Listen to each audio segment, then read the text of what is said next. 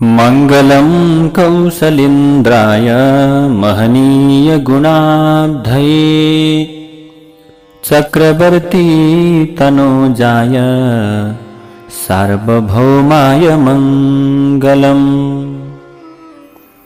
वेद वेदान्त विद्याय मेघश्यामलमूर्तये पुंसां मोहनरूपाय पुण्यश्लोकाय मङ्गलम्। ये श्री राजा जनक को आज्ञा पाएर के भयो त उनका दूतहरू राजा जनकका दूतहरू अयोध्यातर्फ लागे राजा दशरथलाई खबर गर्नका निम्ति। र तिनीहरू जाने सिलसिलामा वाहन थकित भएकाले बाटामा 3 रात बिताएर चौथो दिनमा अयोध्या पुगेर राजाको आज्ञा पाइसकेपछि उनको महलमा पसेर राजा दशरथको दर्शन गरे। यसपछि ती दूतहरूले राजा दशरथसँग विनम्रतापूर्वक भन्दछन्, राजा जनकले हजुरको र हजुरका पुरोहितको कुशल मङ्गलका विषयमा सोध्नु भएको छ प्रभु। राजा अब यसरी कस्तो भयो त भने जनकले पठाएको सन्देश अनुसार मैले आफ्नी छोरीको विवाहका लागि जुन प्रतिज्ञा गरेको थिएँ अब त्यो प्रकारको कर्मका निम्ति अब के भयो त सन्देश अनुसार आफ्नी छोरीको विवाहका लागि जुन प्रतिज्ञा गरेको थिएँ त्यो सुनेर धेरै राजाहरू रिसाए। अहिले मेरी छोरीलाई विश्वामित्रसँग अनायस रूपमा घुम्दै आएका हजुरका छोरा रामले आफ्नो पराक्रमले यो कर्म गरेको हुनाले उहाँलाई दिन निश्चित भयो। रामले राजसभामा मैले राखेको रत्नरूपी अलौकिक धनुष बीचमा भाँची दिनुभयो। यसै कारण मैले यी रामसँग आफ्नो कन्या सीताको विवाह गरिदिएर आफ्नो प्रतिज्ञाबाट यथार्थ रूपमा मुक्त हुन चाहन्छु। यसका लागि हजुरले अनुमति दिने कृपा गर्नुहोस् हे राजा। किनभने हजुरले आफ्ना गुरु र पुरोहित सहित तत्कालै यहाँ आएर आफ्ना छोराहरू राम र लक्ष्मणलाई भेटेर मेरो प्रतिज्ञा पूर्ण गराइदिनुहोस्। यस्तो सन्देश पठाउनु भएको छ भनेर जनकको सन्देशलाई राजा दशरथका अगाडि दूतहरूले बताउँदा भए। यसरी अब यो प्रकारको सन्देश पठाउने अनुमति विश्वामित्रले दिनुभएको हो। ती मन्त्रीहरूका यस्ता कुरालाई सुनेर दूतहरूका कुरालाई सुनेर राजा दशरथ ज्यादै प्रसन्न भएकाले उहाँले महर्षि वशिष्ठ वामदेव र अन्य मन्त्रीहरूसँग भन्दछन्। अब राजा दशरथले विश्वामित्रबाट सुरक्षित राम र लक्ष्मण मिथिलामा रहेका रहेछन्। त्यहाँ राजा जनकले रामलाई प्रत्यक्ष रूपमा देखेकाले उनी आफ्नी पुत्री आफ्नी छोरी सीताको विवाह रामसँग गर्न चाहन्छन्। यदि यसमा हजुरहरूको सहमति छ भने हामी तत्कालै मिथिला जानका निम्ति उचित हुन्छ। राजा दशरथका यस्ता प्रकारका कुरा सुनेपछि सबै महर्षिहरू सहित मन्त्रीहरूले अहो अत्यन्त शुभ खबर महाराज, धेरै राम्रो भनेर सहमति जनाएका हुनाले राजा दशरथले प्रसन्न हुँदै मन्त्रीहरूसँग भन्दछन्, त्यसो भए हामी भोलि बिहान यहाँबाट हिँड्नुपर्छ। त्यो रात बितेर उज्यालो भइसकेपछि पुरोहित र बन्धु बान्धव सहित राजा दशरथले अत्यन्त हर्षित हुँदै सुमन्त्रसँग भन्दछन्, आज हाम्रो कोषको रक्षक धेरै धन र रत्नहरू लिएर सबैभन्दा अगाडि हिँड्नु अनि तिनीहरूको सुरक्षाको राम्रो व्यवस्था पनि मिलाउनु। हाम्रा चतुरङ्गिणी सेना पनि यहाँबाट तत्कालै हिँडन्। मेरो आज्ञा अनुसार ज्यादै सुन्दर पालकी असल घोडा सहित वाहनहरू तयार गरेर हिँड्नु। किनभने हामी अब के गर्नु पर्दैछ, मिथिला प्रस्थान गर्नका निम्ति जानु पर्नेछ। त्यस्तै गरी वशिष्ठ वामदेव अनि जाबाली कश्यप मार्कण्डेय र कात्यायन सहित सबै ब्रह्मर्षि अगाडि हिँडुन्। मेरो रथ तत्कालै तयार गर। राजा जनकका दूतले मलाई छिटो भन्नका निम्ति अनुरोध गरिरहनु भएको छ। यसैले राजा दशरथका यस्ता प्रकारको आज्ञा पाइसकेपछि चतुरङ्गिनी सेना तयार भयो अनि ऋषिहरूसँग यात्रा गरिरहेका राजा दशरथको के गरे पछाडि समस्त व्यक्तिहरू लागे। अब प्रभु तिनीहरू 4 दिन हिँडिसकेपछि मिथिला नाम गरेको नगरमा पुगे। उनीहरू आएको सन्देश सुनेर राजा जनकले स्वागतको तयारी गरेर ज्यादै आनन्दित हुँदै राजा दशरथको नजिकमा पुगेर उनलाई देखेर राजा जनक धेरै हर्षित भए। त्यो समयमा राजा जनकले भने, हजुरलाई स्वागत छ हे महाराज, हजुर यहाँ आउनु मेरो ठूलो सौभाग्य हो। त्यसैले अब के भयो त भनी आएका आगन्तुकहरूको भव्य प्रकारले स्वागत भयो। हजुरले यहाँ आफ्ना दुईवटा छोरा अब हजुरले भेट्नुहुनेछ। हाम्रो सौभाग्यका अथवा सौभाग्यका कारण अथवा सौभाग्यका प्रभावले के भयो, वशिष्ठ नाम गरेका ऋषि पनि यहाँ आउनुभयो। मेरो सौभाग्यले मेरा सबै व्यवधानहरू यथार्थ रूपमा नष्ट भएका छन्। हे दशरथ, रघुकुलका पुरुष बल सम्पन्न र पराक्रममा सबैभन्दा उत्कृष्ट हुन्छन्। यो कुलसँग सम्बन्ध जोड्न पाएकाले आज मेरो कुलको सम्मान बढेको छ। भोलि मेरो यज्ञ समापन भइसकेपछि हजुरले रामको विवाहको शुभ कार्य सम्पन्न गर्नुहोस्। राजा जनकका यस्ता प्रकारका कुरालाई सुनेपछि राजा दशरथले भने, मैले सुने अनुसार लिने कार्य विवाह दाताको अधीनमा रहने भएकाले हामी हजुरको चाहना अनुसार गर्न तयार छौं। हे जनक, किनभने दिने व्यक्तिको चाहना अनुसार लिने व्यक्ति अधीनमा हुने भएको हुनाले।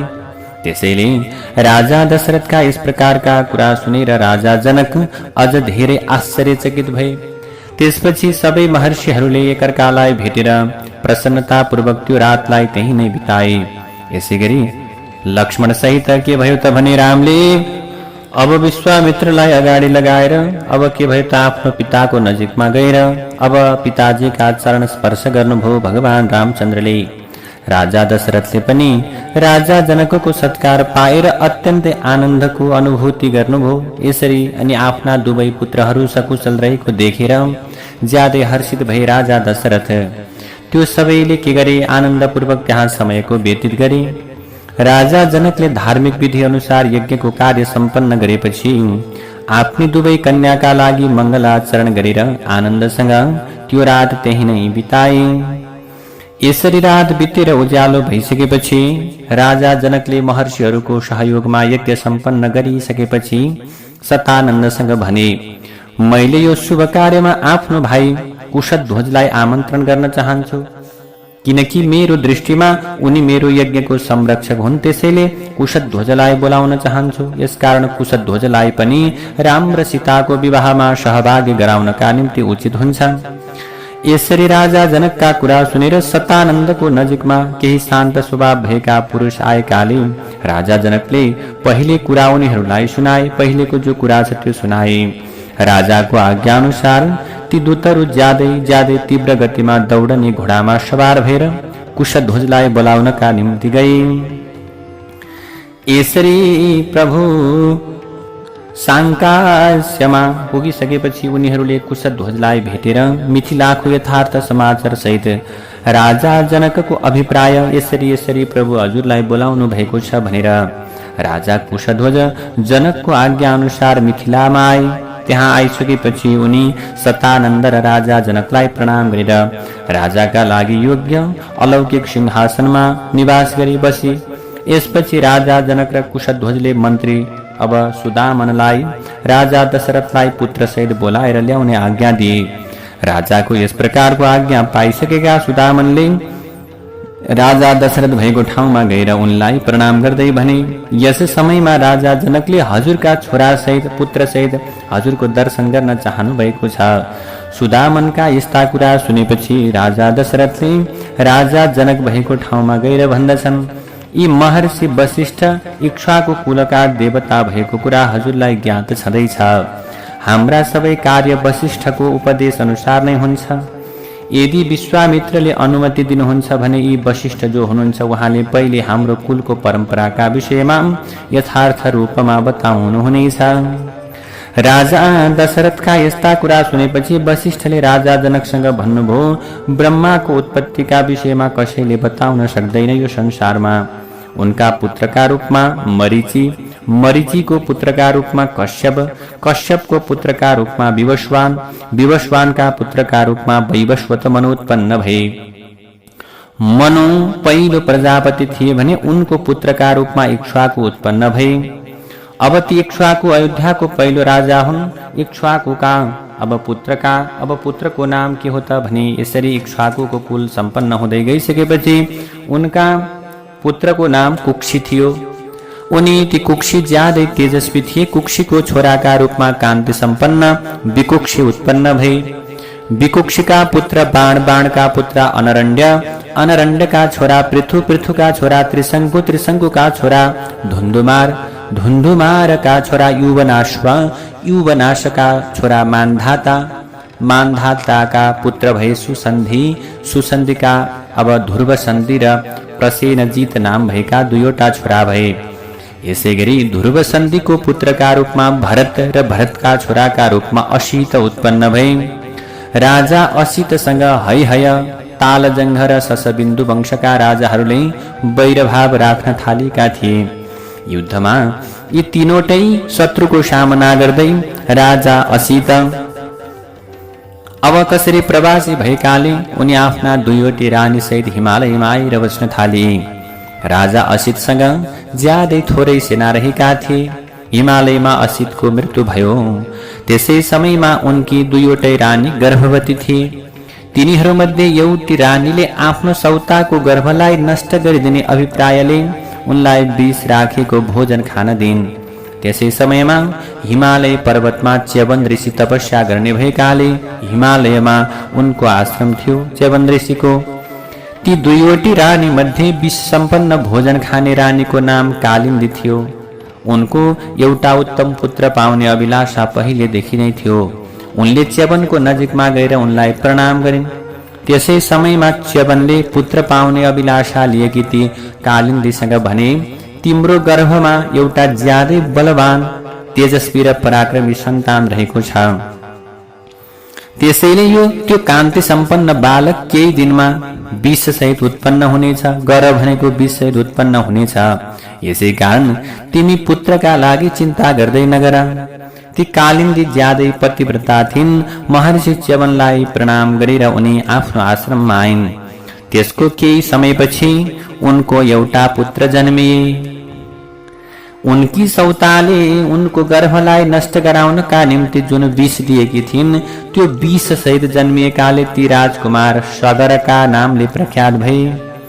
यसै गरी सगरका छोरा कुस्थका पुत्र रघु अब यस्ता प्रकारले भगीरथका पुत्र भए ककुस्थ, उनका छोरा रघु, रघुका छोरा प्रवृद्ध, जो श्रापका प्रभावले राक्षस भएका थिए।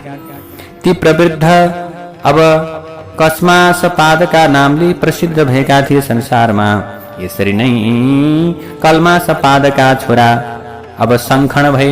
शङ्खणका छोरा सुदर्शन, सुदर्शनका छोरा अग्निवर्ण, अग्निवर्णका छोरा शीघ्रग भए। शीघ्रगका छोरा मरु भए। मरुका छोरा अब प्रसुश्रुक नाम गरेका छोरा भए। अनि प्रसुश्रुकका छोरा अम्बरीश भए। अम्बरीशका छोरा नहुस भए। नहुसका छोराको नाम ययाति थियो। ययातिका छोरा नाभाग भए। नाभागका पुत्र अज भए। अजका पुत्र दशरथ जन्मिए। यसरी वशिष्ठले यिनै दशरथका छोराका रूपमा राम र लक्ष्मण उत्पन्न भएका हुन् भनेर वशिष्ठले प्रष्ट रूपले बताइदिनु भयो। त्यसैले इक्ष्वाकु कुलमा उत्पन्न भएका राजाहरूको वंश प्राचीन कालदेखि नै अत्यन्त शुद्ध छ भने यी समस्त राजाहरू अत्यन्त धर्मात्मा र सत्यवादी रहँदै आइरहेका छन्। यसरी इक्ष्वाकु कुलमा उत्पन्न भएका राम र लक्ष्मणका लागि म अब तिम्री दुईवटी कन्या माग्दछु भनेर वशिष्ठ नाम गरेका ऋषिले जनकसँग निवेदन गर्नुभयो।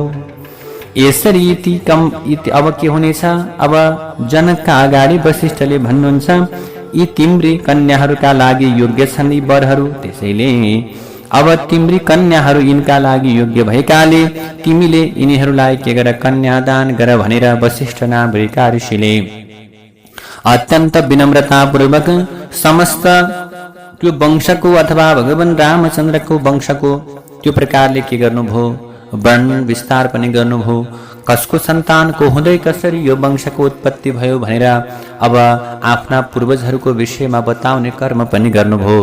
यसरी प्रभु योग्य हन् यिनीहरू, त्यसैले यिनीहरू के छन्, अत्यन्त योग्य छन्।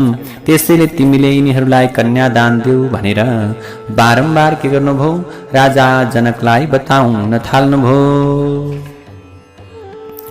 नमामि भक्तवत्सलं कृपालु शीलकोमलं भजामि ते पदाम्बुजम् अकामिनां स्वधामदम्।